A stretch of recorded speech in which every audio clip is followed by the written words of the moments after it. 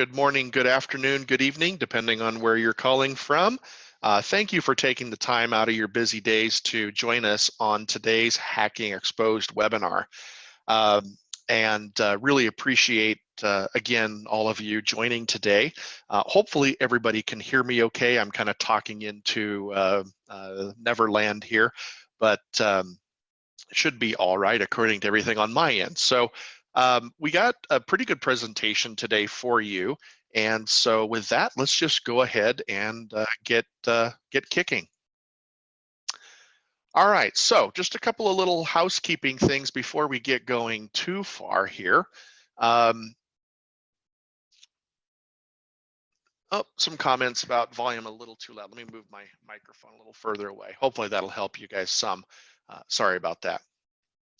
Obviously, the audio will sound best streamed through your computer. We do have dial-ins in some cases for folks, but hopefully that you'll be able to get that going. I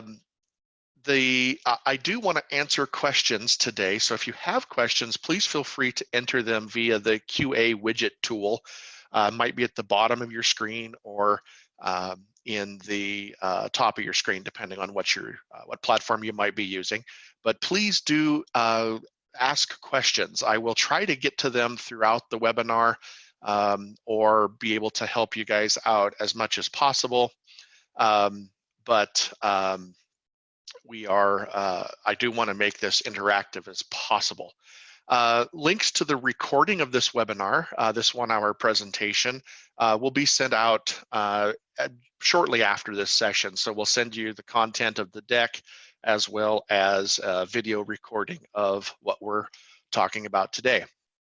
I need your feedback. So I put my email address up here on the screen, so feel free to drop me an email. I'd like to know what maybe you guys would like to see in future Hacking Exposed webinars. Are there techniques or procedures or things like that that you might be interested in that we can come up with a sort of a hands-on experience with that? So there's my email address. And if you need help with the webinar platform, you can email us at webinars@cylance.com. All right, so speakers today, unfortunately, we do not have Stuart joining us. He is out flying around someplace in the world today, as is very common.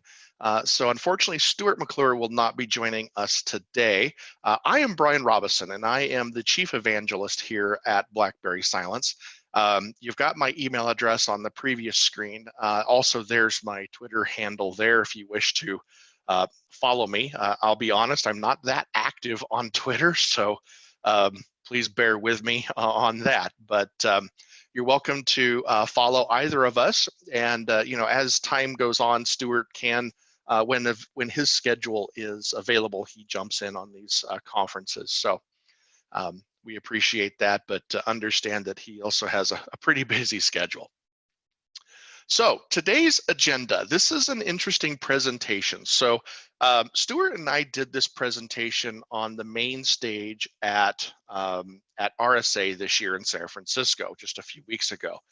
And I wanted to redo this as a webinar because I think there's some really good learning here for you to understand some of these techniques and tactics and things. So I wanted to make sure that we redid this as a webinar so that you guys out in the field could see this if you did not have a chance to get into RSA and see this content.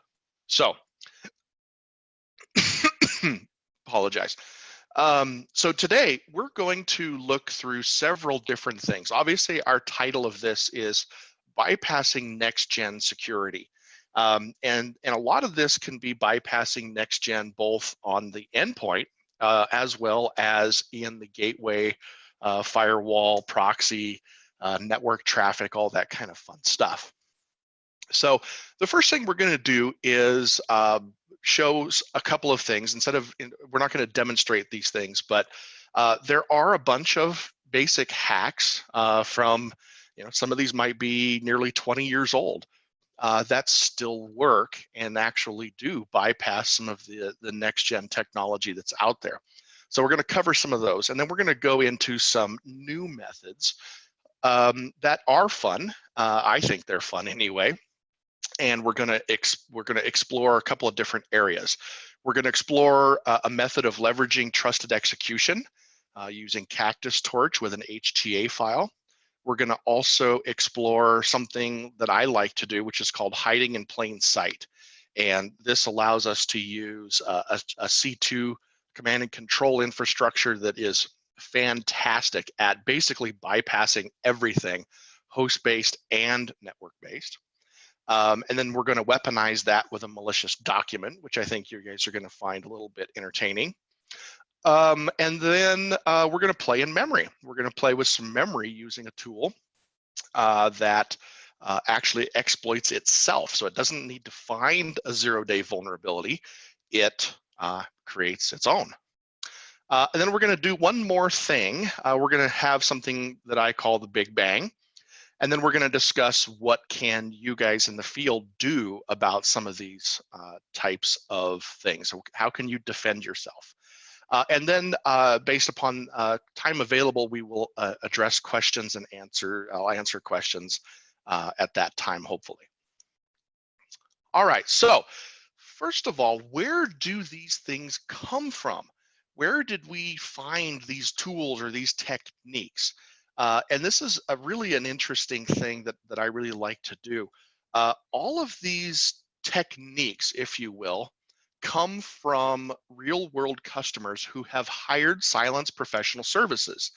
So customer is experiencing a breach, something is happening inside their network, and they actually hire us to come in. Now, what we do when we come in with professional services is we contain the incident immediately. We stop it from happening. We don't let it run for months and months and months and observe it. We, basically stop the bleeding, and then we repair the victim. And so these attacks that we're going to show you, these techniques, are literally in the wild attacks that seem to bypass next-gen technology that these customers had installed, whether it be on the endpoint or endpoint and firewall or whatever. And so basically our teams reverse engineered how those attacks bypass that next-gen technology and gained a lot of knowledge. Also, we monitor others that are out there who do research on bypassing next-gen technology, and this is something that we love to do. There are others that love to do this as well. And this kind of goes back to the point is that, eventually everything essentially can be bypassed. And the question is how much effort is required to do that. So there's a lot of cool researchers out there who do this type of research. And the great thing about that, we love working with folks like that who even bypass our technology, because at the end of the day, it makes all of us better and it makes us all safer. Now, what we've done with the reverse engineering of these real world attacks is we then take these technologies and we basically change them. We follow the same techniques, but what I do then is I go out and I find tools that are available to every single one of us, open source tools, other technologies, and I replace the very proprietary technology with an open source technique or something else that we are able to utilize to reproduce, to emulate these exact attacks without doing something that is very potentially dangerous. Like, we don't want to hack our own networks really, but we do want to make sure that we can test the techniques and the procedures so that we can test our existing infrastructures. Also, this is not about product naming or shaming. There is a large group of technologies that are included in the word next gen. So I'm just going to leave it at that. It's not about naming or shaming. It's about educating you and giving you the tools to be able to actually go out and do some of these things yourself and test your own technology. All right, so let's go ahead and get started, and let's talk about some of the back to the future hacks. I need a picture of a DeLorean on here, I guess, in the future. So if we look back to basically like the very, very first version of Hacking Exposed that was written by Stuart McClure, a lot of these things that were back in that day designed to bypass what was then the next gen, essentially what we call the traditional security market today, a lot of these things are actually still working, which is very strange. Number one, and we've done demonstrations on these in previous Hacking Exposed webinars. That's why we're not doing demos of these things today, but you'll be able to look back at previous recordings and see a lot of these things in action. One of the interesting ones that is still around that is strange, but if you basically pump up a file, if you add a bunch of fake data to a sample of malware or a good file or whatever, it's very common that a next-gen solution will actually let that file run without inspecting it. And back in the old days of AV, that decision was a performance decision. Basically, a file over a certain size would cause the system to have to scan it for an extended period of time. And back when computers were really slow and things like that, you didn't want to have such a huge impact on the end user computer. So if a file was 10 or 20 megabytes in size, back then, a lot of the technologies would simply ignore it and allow it to run and hopefully rely on some kind of behavioral system to detect if it was doing something bad. However, in today's world, the interesting thing is this still actually works. So if you pump up a file to 20 or 30 megabytes, and especially if the technology is offline, if it's not connected to the internet, sometimes these things just simply are allowed to execute without stopping. Whether it be malware or anything else. I mean, it's pretty insane how something does this. But a lot of the technologies that are considered next gen today simply rely on the cloud. They don't augment their information with the cloud, but they actually require cloud connectivity. And that's because they're uploading files and they're running it through third-party, reputation sites and things like that. And if a file is significantly big enough, it may not make a decision to do that because of the performance. Other ways to leverage, trusted execution. Again, this is kind of living off the land types of attacks, but essentially using the system against itself. So using, directly executing a DLL, for example, with run DLL32, which is a trusted Microsoft process, or replacing legitimate DLLs with malicious DLLs on the system and utilizing the DLL sideloading capability that is built into all Microsoft applications to essentially launch your malicious software for you. We have found many of these types of breaches that are out there in the world that are doing bad things. This is a pretty common one. Command obfuscation, being able to basically take a PowerShell command, run it through base64 encoding or some other method of obfuscating your commands, even sometimes just simply renaming PowerShell to, from PowerShell.exe to p.exe gets around some of the technologies that are out there. We did a demonstration on a general unhooking process where you can basically unhook their processes from memory and stop them from being able to see things. But by far, really the easiest thing to do for a lot of the next gen technologies is simply take them offline. If they can't contact the internet, they essentially lose all of their quote next gen capabilities. If they basically just convert back into more of a traditional signature and rule based engine.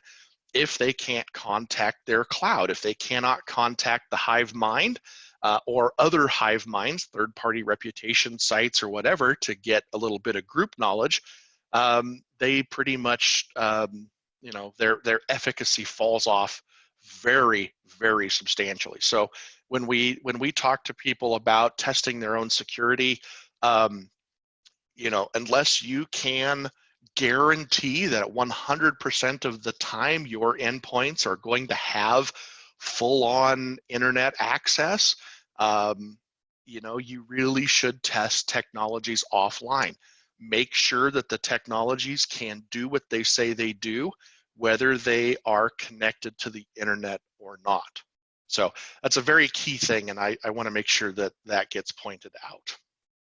All right, so it is time to jump into some new methods, and this is where we get to have a little bit of fun, or at least I think it's a little bit fun to begin playing around with some demos and things like that. So we're going to bounce kind of back and forth between presentation mode and demo mode, and I like to spend as much time in demo mode where you guys actually see these tools in operation more than I like to spend in PowerPoint. So we're gonna do less talk and more play in this portion of in the big part of the presentation.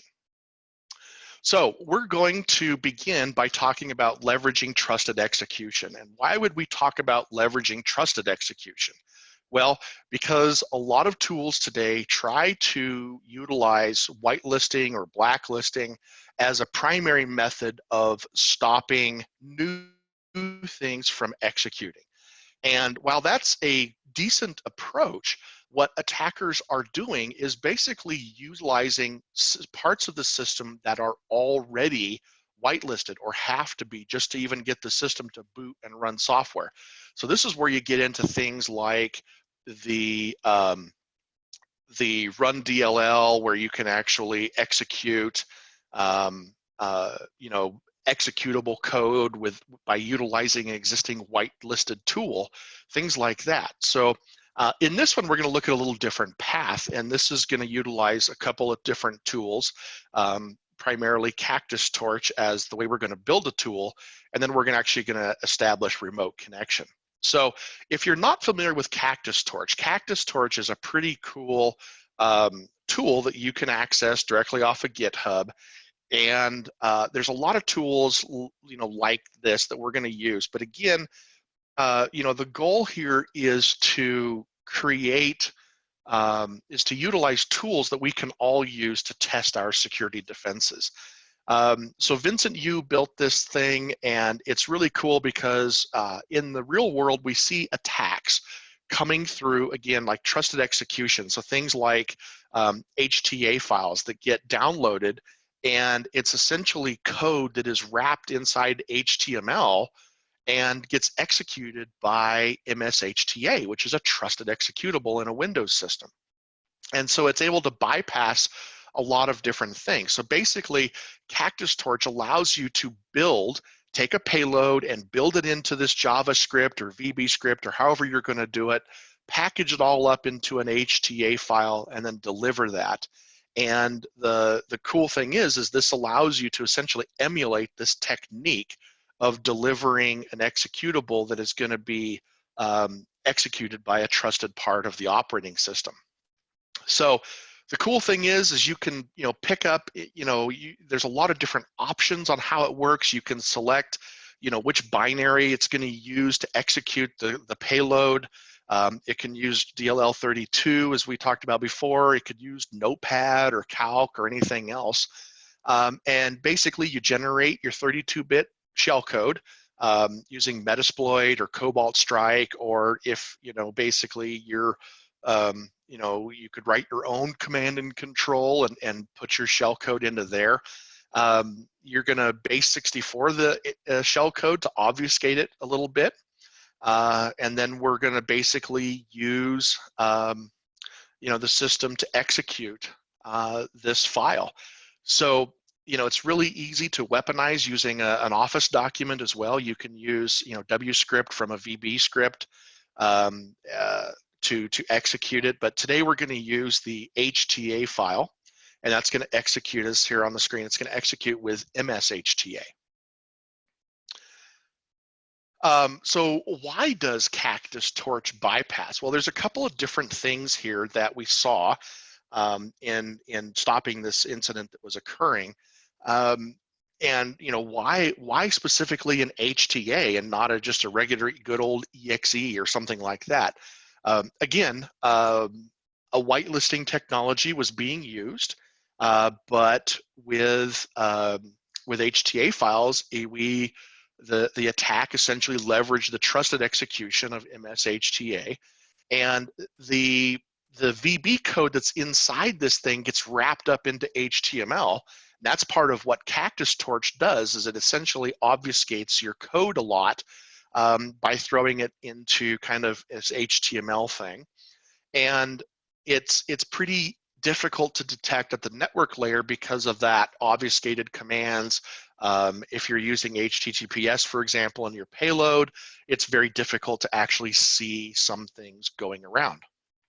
Now, the interesting thing is that we found when we reverse engineered this and we used open available tools is that we do get a lot of times, and I'm sure you guys have found this as well in your testing, that just about everything in the world can detect Metasploit. Basically, firewalls have rules to detect Metasploits, C2 and interpreter sessions. Endpoint technologies have rules and signatures that are built to detect Metasploit specifically. So they're, instead of detecting a technique, they're detecting Metasploit, which is kind of a bummer because that doesn't solve the technique. All you would have to do is swap out that Metasploit payload with a non-Metasploit payload, and bang, you could be able to get past all those types of detection mechanisms. So we have a setup that we're going to use here in just a second, where we have an attacker server, which is a Kali Linux box that's going to host several different things for us, websites and Metasploit listeners and all kinds of things in the future. And then we have a victim that we're going to use to do things. And in this case, we're going to, click on a website and download this file and run it. It's not going to be really pretty because we're not building in a lot of the phishing mechanisms or the compromised website. But I just want to show you how the tools work together in this case, so that you can actually see what is actually happening. So, all right, so let's go ahead and switch over to our demo mode, and we're going to get started. Okay, so on this screen, you basically have what I just explained. On the left-hand side, we have multiple sessions that are open to our Kali Linux box. And on the right-hand side, we have our victim system. And this system is just a straight up Windows 7 system, and we have some standard documents on the desktop, all that kind of fun stuff. So what we're going to do with our stuff on the left-hand side here is that we are going to get this system set up to host our different elements that we need. So the first thing that we need is a very simple web server to basically host our HTA file. And this is basically the piece that emulates a compromised website, drive-by downloads, whatever. However you want to get this file over to the victim. For us, just a very simple little web server here is going to get that HTA file back to our victim system. All right, so the next thing we're going to do is we need to create our shellcode. And so at the top left-hand corner, we're actually going to create our shellcode, and we're going to use Metasploit to do this. So again, this technique, the HTA file may be caught by a lot of tools that are out there, but and that's because they have signatures for Metasploit specifically. Now to do this, it's easier for me to do a little cut and paste. So I'm going to pull up my little notes here, and we're just going to grab this command.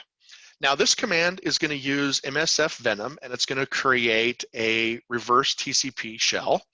And that shell is going to connect back to our Kali box on this IP and this port number.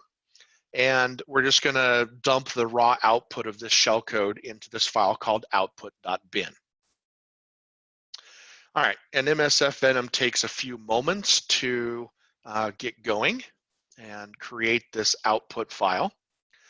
All right, so it dumped the output, the payload, into output.bin. Now, one of the methods here to help obfuscate the shellcode is that we can take our output binary file and we can run it through a base64 encoder,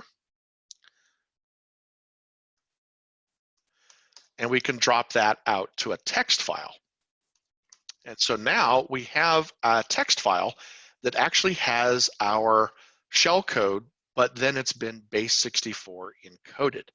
And essentially this is done to obfuscate the shellcode from very simple, firewall, proxy, whatever that might be able to see some certain keywords in that shellcode or certain patterns that it could detect as it transited through the network or whatever. So we want to put that into our HTA file. And so we're going to look at our HTA file that's here, and you can see there's a bunch of different options that are available. But basically where we need to put that shellcode is right here between these quotes. Make sure the quotes stay.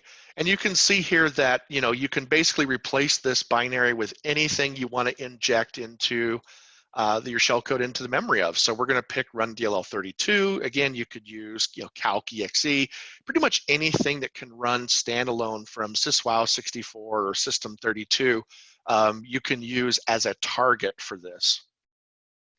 So we're going to save our file, clear our screen, and then what I'm going to do is just start a very simple netcat listener. I don't need the full Metasploit framework running or anything. I can just listen for that shell. Oops, not NS, netcat. And we're just going to simply start that netcat listener listening for that shell coming back. Okay, so we now have our simple compromised website. We've got our listener listening. So on our victim, again, it's very simple. We're not showing compromised websites here or anything like that. We're just going to browse to our website. And again, this could be any different method of deploying this file to your victim. You could simply drop it with a USB or whatever you wanted, but basically we're just going to save this file to the desktop on our victim. And then here's our victim HTA file. And I do want to bring up, apologize for the mouse is kind of behaving erratic on my end. I want to take a look at and show you guys kind of what happens here in the process list. So we'll leave that up.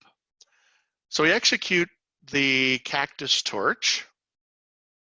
And one of the things that you're going to see is that with the run DLL32, it's running as a user. So it's running as the user that I am logged in as. And that is never a good sign to see run DLL32 running as a user. So behaviorally, that might be something you can pick up on if you're hunting for threats, things like that. That's a really good kind of telltale sign. The other thing you can see here is you can see the command exe running again as a user. And over here in the top left, you're able to actually see that we now basically have control of the remote system. And we can do things like we can launch programs, and then we can take them away as well. So you can see basically, full remote control of the endpoint. And the goal of this really was to show you how this executed using trusted executables on the system, including run DLL32, which has to be whitelisted on pretty much any Windows box. And that's basically kind of how this attack actually functions. So we exit out of the command exe, and you see the cmd exe as well as the run 32 DLL disappear. So we've kind of cleaned that up. Okay, so the next thing we're going to do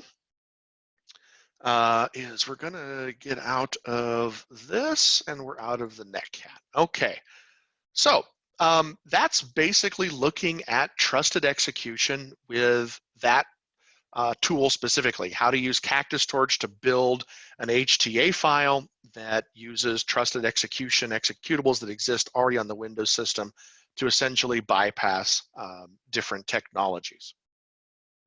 All right, now the next one, this is something I really like to do. If you guys have seen any of the Hacking Exposed webinars in the past, I love using Trevor C2. And the reason I love using Trevor C2 is because it has its own client as well as its own server for command and control. So it does a really good job of emulating attack techniques where the attacker basically writes their own command and control infrastructure and does not rely on something like Cobalt Strike or Metasploit, which can be relatively easy to detect with just standard old signatures. So we're going to take Trevor C2. It also does a fantastic job of not even requiring an HTTPS session. It can hide in plain sight using simply HTTP GET commands. It doesn't even need to use POST to do things. So behaviorally, it looks just like you're using a normal web browser. And then, of course, we're going to do something even more fun, and we're going to actually create a malicious document to deliver this in. So this is a pretty deep hack, but we're going to essentially create an entire full-on weaponized document with a C2 that can be established very, very easily. So again, Trevor C2 tunnels the command and control through legitimate website action. So what it actually does, when you fire up the Trevor C2 server, you tell it what website you want to clone. So it will clone a website. You can clone anything, any URL that's out there. So if you were to say, fire up an access point in a hotel with the same name as the hotel, and you cloned the hotel's authentication system, you could basically fire up your own web server that is compromised to deliver the command and control client without ever having to actually go out and hack a website someplace and make it look as legitimate as possible. The commands, as I said before, the commands are base64 encoded as HTTP GETs. And so it looks just like normal web traffic, and unless you know the custom string used to encode, used to salt the algorithm, you simply can't decode this. And we did a Trevor C2 demonstration about a year ago where we used Wireshark, and we actually showed you what it looked like on the wire. And it's basically impossible to discern Trevor C2 commands from standard web browsing. So it's very, very good at bypassing all the next gen gateway and firewall technologies. It's available on GitHub as well. Dave Kennedy, this is a fantastic tool that he built, and I love using it because, again, it simulates the full client as well as server side that is not using Metasploit. So the cool thing is there's no shellcode here. So there's no code that is executing in an exploited memory. We're not taking advantage of anything like that. It has its own native client, and the clients are in Python for cross-platform capabilities. In fact, we did a demonstration last month where we showed using Trevor C2 on a Mac OS system, where we took out the Mac OS system and actually phished the end user's iTunes password. So it has native clients. It has a PS1 client, a Python client, and it also now has a .NET client, which can actually be run. Obviously, one of the most successful ways of getting into companies is through malicious documents. And so these attacks that we're seeing utilizing some of what we're going to show you today have definitely been seen in the wild with, attackers like APT32, Ocean Lotus. Definitely a lot of actors out of the, South Asia market that are attacking. It's going to use obfuscated commands, obviously, to hide from different things. And the interesting thing about this attack, when we reverse engineered it, is once the attackers had a foothold inside the network, they actually set up a WebDAV server and used local connections rather than calling out to the internet and raising more suspicions about a bunch of machines connecting to the internet. They simply established a beachhead, put their own network file share server internally, and then use that to continue propagating the command and control throughout the network and move laterally. And that was an interesting aspect where a lot of tools out there look specifically for strange internet activity, and because of simple noise to false positive ratios, simply ignore lateral movement over file shares. And so this was an interesting element of this one, and I love that. And obviously Trevor's C2, when executed, for example, through PS1, doesn't need to have anything on disk. It executes directly into memory. So it'll download the PS1 client directly into memory and execute it through there. The files don't appear on disk, so there's no quote scanning that can happen to things that are on the disk. So again, this uses exactly the same setup we just used. We have attacker on the left, victim on the right, and we're going to do a couple of different things to get all this set up and going. So let's go ahead and take a look at it. We're going to switch over and set this bad boy up. All right, so the first thing we're going to do is we're going to set up our Trevor server. And I'm not going to go into depth on the Trevor server, but basically it's pretty easy to follow. You basically tell it a couple of configuration options. You can tell it what website to clone and things like that. But this is basically going to be the listener. And so we're going to set up our Trevor server. And what I told it to do was just simply clone a local website. So it's just cloning the standard port 80 website on the Kali box that I have running. And it's starting its own server on port 8080. So I do this because otherwise we're going to just stomp on ports on this one box. But you could do a lot of different things to get this thing going. So let's see here. We're going to bounce out. Oops. If I could type this morning and talk, it would be a lot better. And the first thing we're going to do now is we're going to, because again, we're going to stomp on some ports here. We're going to stop our default Apache server on port 80 because we're going to use port 80 here in a moment. But we've already cloned it. So basically Trevor's C2 server has already cloned that server and is now hosting it on port 8080. We're going to stop the default one because we're going to use that port to host our web dev server in a moment. And the next thing we're going to do is we're actually going to create our PowerShell command that we're going to use and put inside of this interesting little file. So once again, it's much easier for me to do a cut and paste because these commands can be fairly lengthy. So this command, we're basically just going to echo out to our Linux box here, this PowerShell command. And you can see here that this is a standard off-the-shelf regular PowerShell download. Every rule-based system in the world is going to look for this, and it will catch this type of technology where you're doing a web client download string. Doesn't even matter what the URL is. Basically, a lot of behavioral systems will stop this from executing simply because of these strings of text.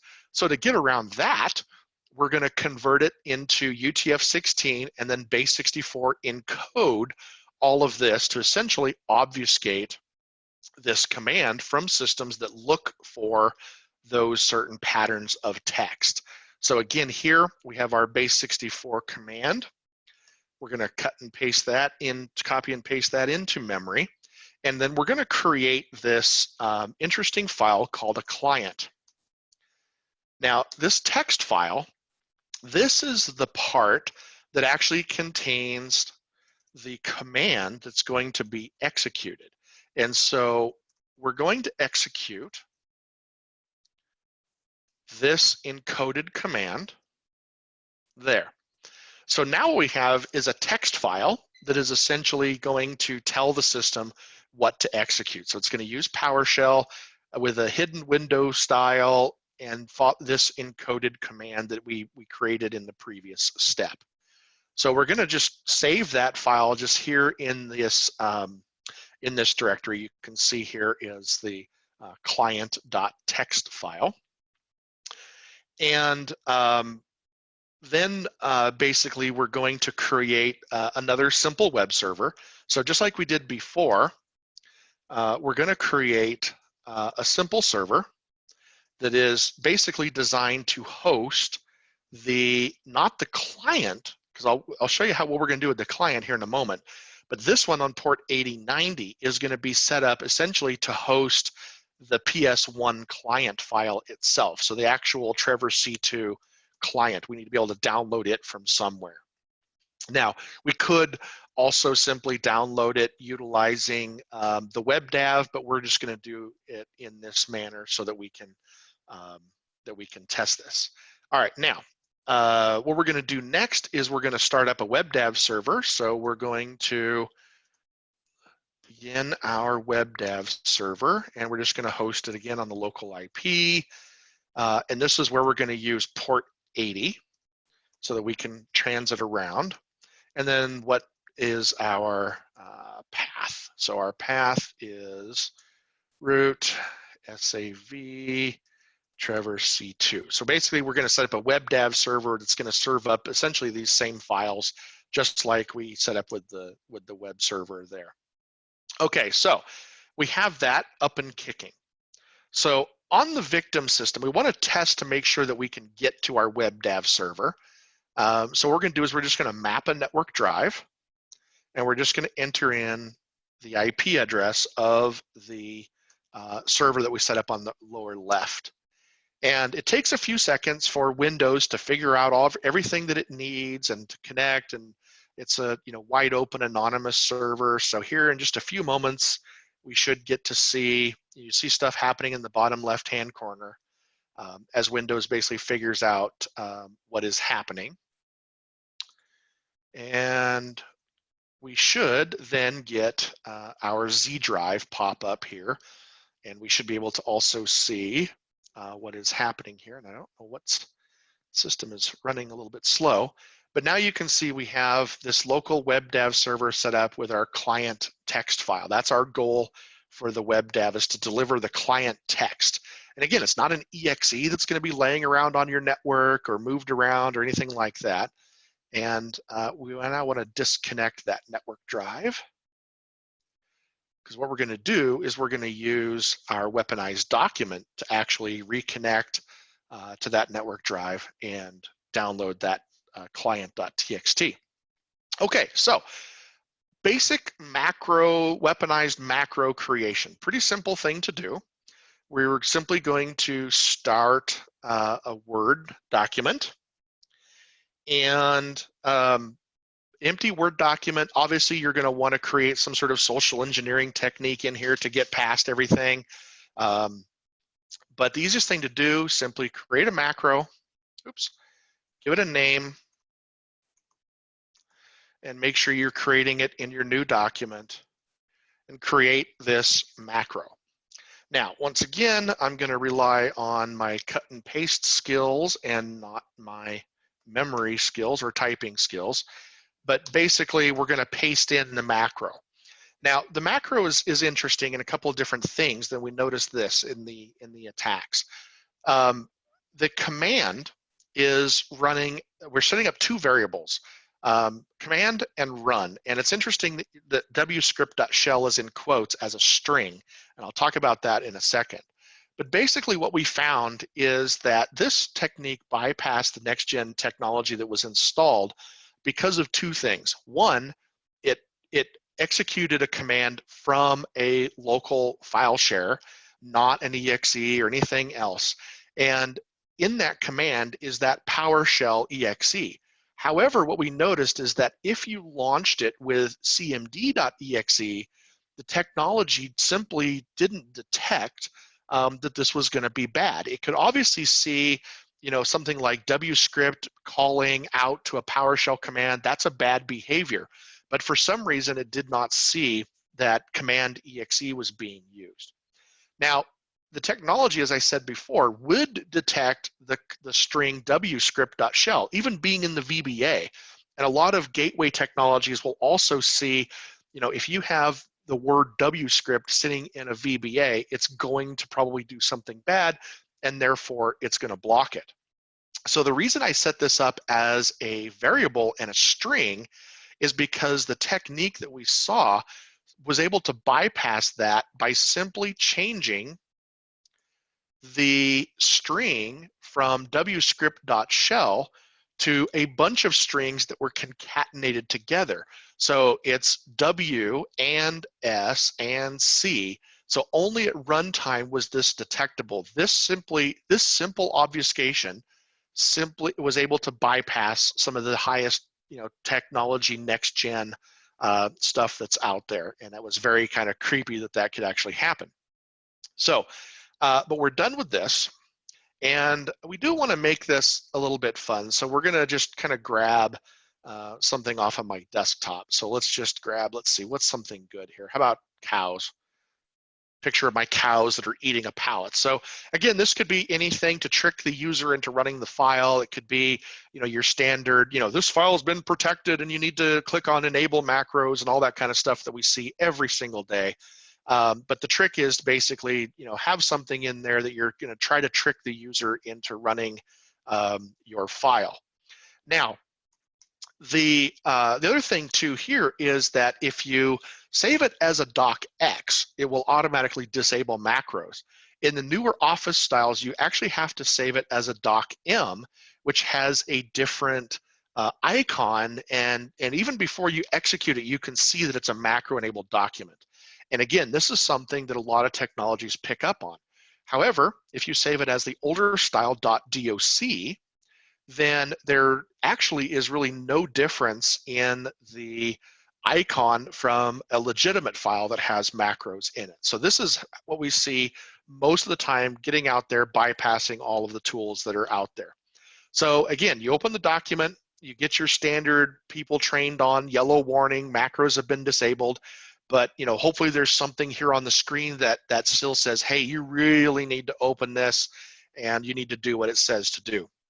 So we're going to click on enable content, and you're going to see this command shell running, and what it's attempting to do is, and usually this goes away pretty fast, but essentially it's in the background, it's attaching to this WebDAV server again, and then it's executing that command.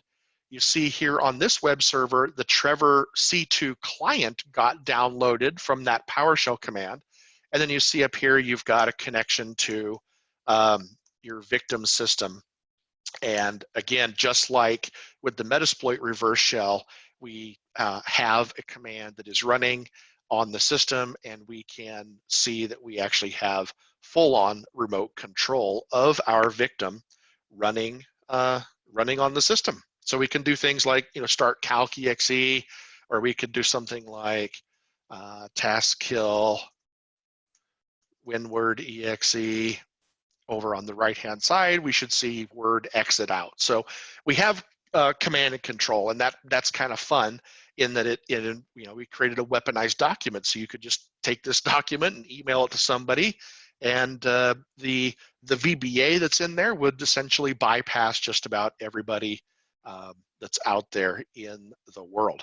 So you can see PowerShell is running in the background. We're just going to go ahead and kill PowerShell. And that'll also kill the CMD EXEs that we had up running earlier. Okay, so let's see, we're going to exit out of Trevor. We don't need our web server anymore, and we don't need our WebDAV anymore. All right, so we're going to move because we got to get moving through. We don't have a lot of time left. All right, so the next thing we're going to do is play in memory, and this is something that a lot of people have been doing a lot of times. They'll find things like buffer overflows or whatever, vulnerability that's in an application. They exploit it to load their shellcode into memory, and then they have full remote control. Now, this is an interesting one because the attacker did not have to find a vulnerability in an installed application. They simply created their own. So they wrote an exe that was not a malicious exe. It was just a normal sitting down exe that had a payload in it. And it used, via string copy, it created its own buffer overflow in memory, and then use Virtual Protect API to mark the stack as read, write, execute. And then it jumped in and actually executes the shellcode directly in its own vulnerability in memory. And so this bypassed next-gen technology because the next-gen that was installed failed to detect the stack smashing. They failed to detect that the application was doing things that should not be done to its own memory stack. It failed to detect the read-write, execute change in memory, and then it also failed to detect the actual shellcode running on the system. And I think there was a question that was asked, hang on a second here, do the victims have to have administrator access? No, it doesn't. These are all essentially kind of driven from normal user mode type activity. So it doesn't require that user be even a local admin on the system. Okay, so again, same setup. We're going to use our attacker server on the left and our victim on the right. And let's just go ahead and get this going because, again, like I said, we're kind of running short on time. Hopefully, if you guys like what you're seeing, you can stay just for a couple of extra minutes. If not, like I said before, the recording would be sent out to you. Okay, so we are going to set up a few things over here. In the bottom left-hand corner, we're going to set up our simple web server. Again, this is designed to deliver, and we're going to put it on port 8080. Actually, let's just do a clear so you can see it happening. Okay, there we go. To set up our little web server to deliver this thing that we're going to build. Okay, so now let's go build some stuff. All right.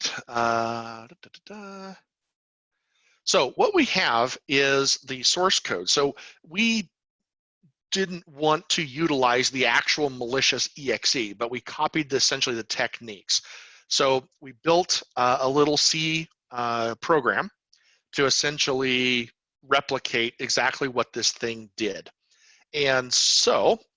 And we're going to use Metasploit again as our command and control. So once again, we're going to grab our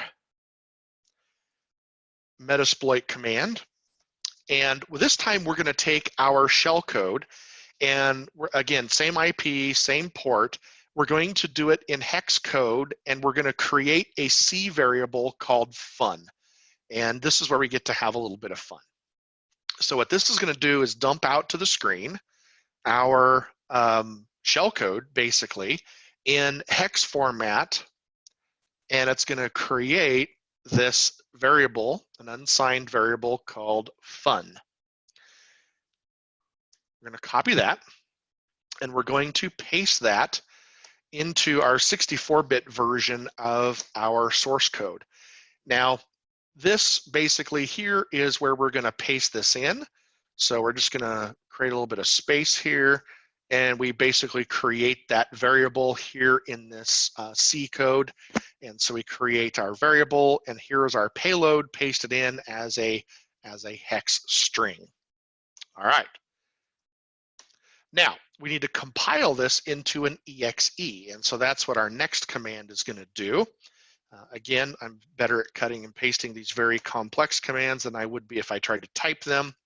So we're basically going to use MingW on our Linux box to actually compile a Windows 64-bit exe. So here we go. And now we've got this file here called selffun64.exe. All right, so here we're going to start just like we did before, we're going to start our netcat listener, listening for our connection coming in. And all right, so on our victim, we're using the same web server we did before, so we're simply just going to refresh this. And you can see now we have this selffun64.exe. Now, this exe, again, however you got this exe to the endpoint, that's not necessarily the point.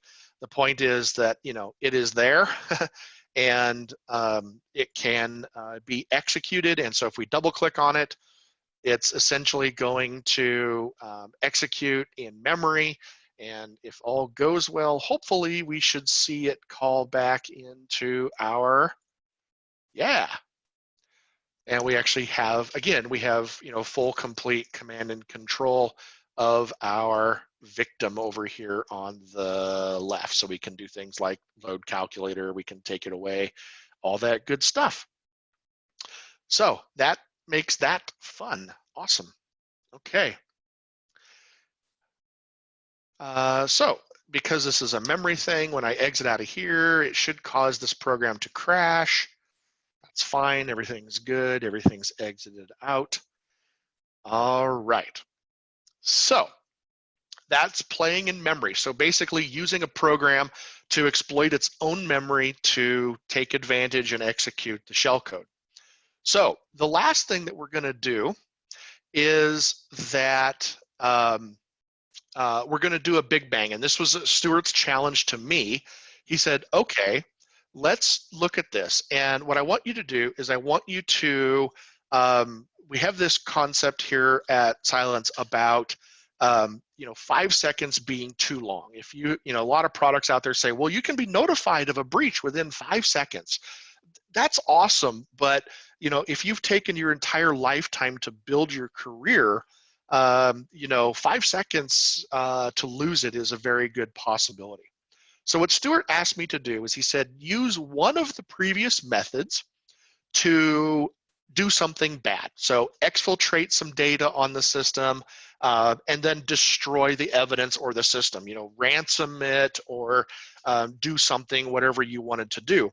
And then he said, okay, I'm going to give you some bonus points if you can do it with a dwell time of less than 5 seconds, and if you can do it on the latest and greatest Windows 10, 1809, fully protected, Defender on, all the different technologies on by default as it comes from Microsoft. So I said, okay, sure, let's do that.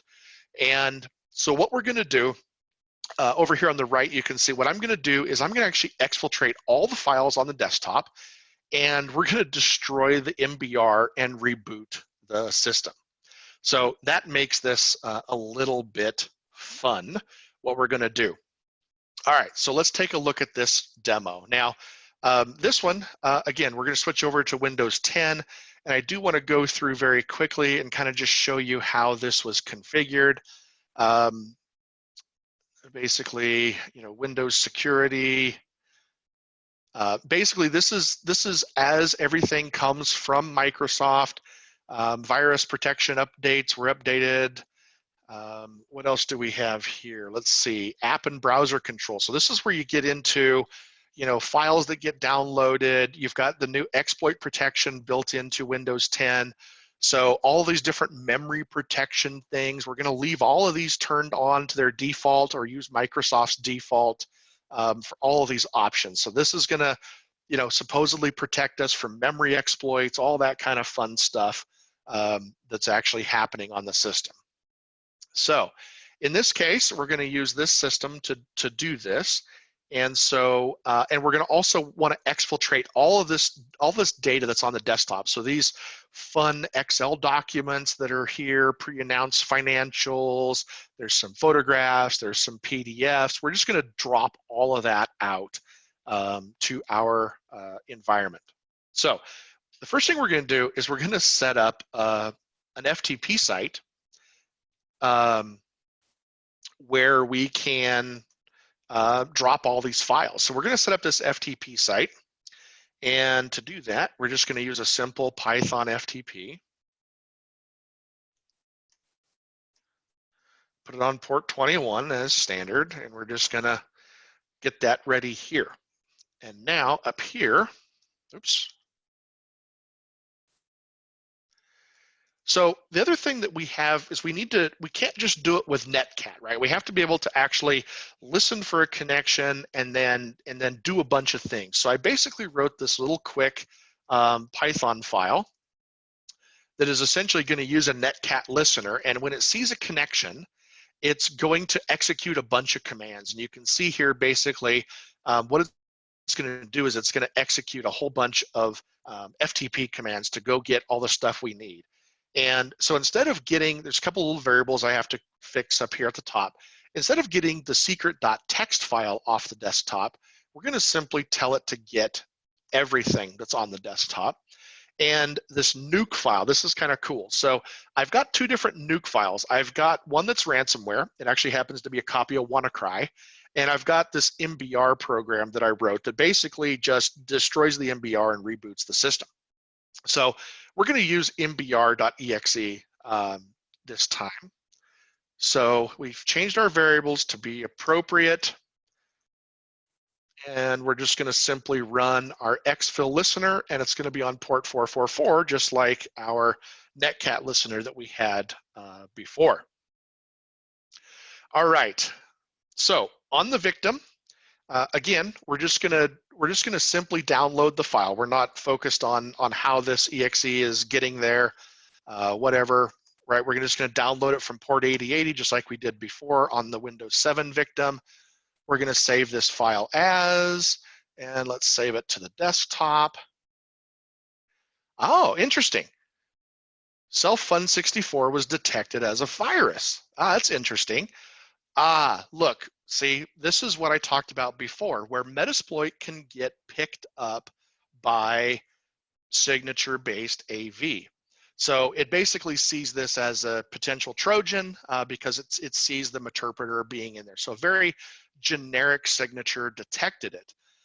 So what we want to do is we want to allow the exe to be stored on the system. So we're just going to set that to allow, and we're going to download the file again. So you can see some of the benefits of utilizing other command and control systems that are not Metasploit, because Metasploit, again, is very easy to detect. Okay, now, what I want everybody to do is if you have phones in front of you or whatever, I want you to start your timer. And I want you to time from the time that I click on the open button, I'll do a countdown, to the time when this Windows 10 system essentially goes to the blue screen saying restarting. And if it's under 5 seconds, Stuart gives me my bonus check. If it's not, then everything is failed. So on count of 0 here, I'm going to click on open. 3, 2, 1, 0. So that was pretty fast. I didn't really, it's hard to tell, how long that actually took, but it was pretty fast. And it actually was faster than over here on the left where we saw a bunch of activity happen. And you can see here the output of what happened. It basically FTP, or it got command and control, it input all the files, it grabbed the MBR, it executed it, and then it logged off. And it didn't even have time to kill the session. And in fact, here, if we look, if we kill our FTP server and we look, sure enough, in our directory now, we have all of the files that were over on that victim system. So in fact, we did actually do what we said we were going to do. And you can see over here on the right that the system was essentially destroyed. So in this case, you've had a lifetime to build your security career, and it actually took way less than 5 seconds to exfiltrate all that data and to destroy the system. So as was asked in several questions in the chat, do the hacks require administrative access? Sometimes hacks do, and it's quite often where we actually find end user machines where the domain user is actually a local admin. And some of these attacks have to run in privileged mode, but a lot of them, as you saw today, just simply run in user mode. Now, obviously, you only have access to what that user has, but again, so provide your users with least privileged access. System hardening can help you. Firewalling to prevent C2 communication can help you in some cases, but not all the time. Do not rely entirely on whitelisting. So tools that are whitelisting, attackers will find ways around it. It's very easy to utilize tools that are technology that's already on the system and makes it very easy to do. I recommend using GPOs to push out policies around DDE and macros. If you don't need macros, you can push out policies to change that. Microsoft DDE, which is another mechanism we see used all the time to bypass Microsoft Office protection. Microsoft released a patch that disabled DDE, but only in Microsoft Word. So if you want DDE protection across all the Office apps, you're going to have to go in and put those in with registry keys and issue those out through like GPOs to make it scalable. Signing your approved internal scripts. So utilizing the ability to sign those scripts to protect them for integrity as well as execution time. And do not rely on tools that rely on the cloud or that are, cloud built or cloud required, cloud enabled, all that kind of stuff. Use tools that will be able to provide you the same level of protection offline and online. All right, so what's next? The next Hacking Exposed webinar is next Thursday, a week from today. We're going to show you how Cylance fares against these exact hacks to show you the different technology capabilities. And then obviously follow us, Stuart, myself. Hopefully Stuart will be on next week. It is the plan. But definitely, reach out to us on hacking or on Twitter. Follow Stuart at Hacking Exposed, me at Cylance Security Tech or Cylance Sec Tech. Will get you to me, as well as my email is in the front of the deck, and you can reach out to me at any time. So with that, I know we're over, but I am going to try to address a few questions that have happened, that have come in throughout the time. And bear with me, the way the screen works, I have to switch back over here. So registries, are any registries changed in these types of attacks? No.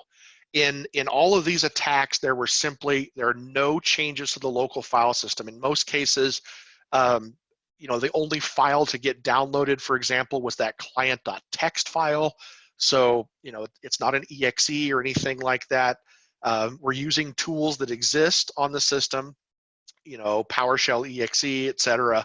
To do that. So scanning, there's no changes to registry required. There's very little behavioral type of things that can be picked up. So I think we've answered all the questions. And again, I am over a little bit. I do apologize on that, but I hope you guys had fun. I hope you guys liked the demonstrations that you've seen today. And like I said, come back next Thursday to see how Cylance technology stands up against these different attacks. Really appreciate your time today. Thank you guys very much for attending, and look forward to seeing you on a future Cylance webinar. Thank you and have a fantastic day.